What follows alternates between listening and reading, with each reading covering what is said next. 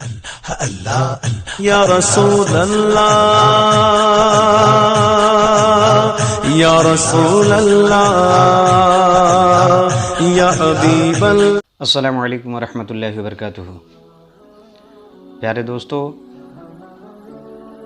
میں محمد کیفی net work 1K میں آپ تمامی دوستوں کا خیر مقدم کرتا ہوں۔ دوستو، یہ شب برات کا مہینہ چل رہا ہے اور اس مہینے کے اندر ایک خاص وظیفہ لے کے آیا ہوں جس سے آپ کی دنیا بدل سکتی ہے۔ آپ نے دیکھا ہے، آپ جو لوگ بے اولاد ہیں، جو اپنے اولاد سے محروم ہیں، جن کے پاس کوئی اولاد نہیں ہے، ان کو میں نے دیکھا ہے کہ بارہا کبھی ڈاکٹروں کے پاس، کبھی طبیبوں کے پاس، کبھی حکیموں کے پاس، کبھی مولانا کے پاس، دیگر ہر جگہ مزاروں پہ جاتے ہیں اور اولاد کی دعا کرتے ہیں، اولاد کی خواہش رکھتے ہیں۔ دوا کرا کے تھک چکے ہیں، دعا تعویذ کرا کے تھک چکے ہیں، دنیا گھوم کر ہار چکے ہیں۔ ان کے لیے آج ایک خاص وظیفہ لے کے آیا ہوں۔ یقین کامل ہو کر اگر انسان اس وظیفے کو اس مہینے کے اندر کرتا ہے تو اس کو اولاد سے اللہ تبارک و تعالی نواز دے گا۔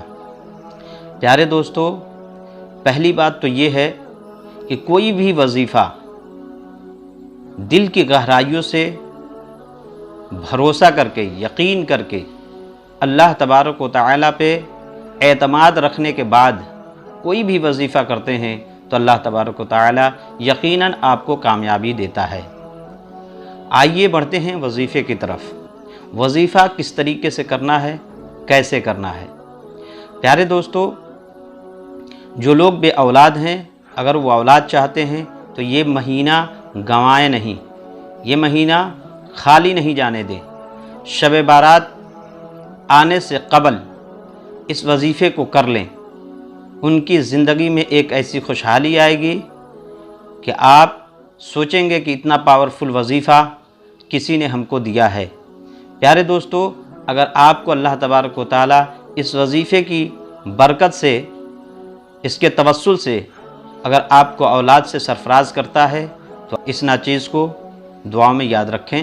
سب سے پہلے آپ خاص دنوں سے فارغ ہو کر آپ صدقہ کر لیں۔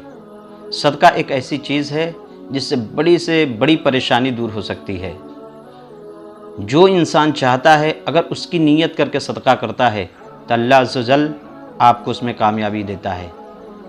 تو پیارے دوستو، آپ سب سے پہلے صدقہ کر لیں۔ صدقہ کرنے کے بعد آپ ایک مرتبہ سورہ توبہ پڑھیں۔ اس سے قبل 11 مرتبہ درود شریف اول آخر پڑھنی ہے۔ 11 مرتبہ درود شریف اول آخر پڑھنی ہے۔ بہتر یہ ہے کہ آپ درود ابراہیمی پڑھیں، کیونکہ اس میں خاص فضیلت اللہ تبارک و تعالیٰ نے رکھی ہے۔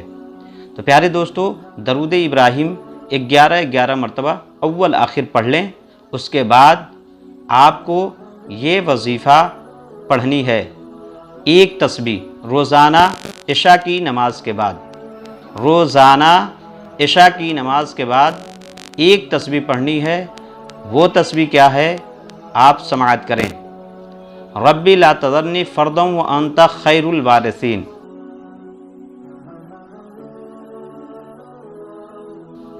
ربی لا تذرنی فردا وانت خیر الوارثین۔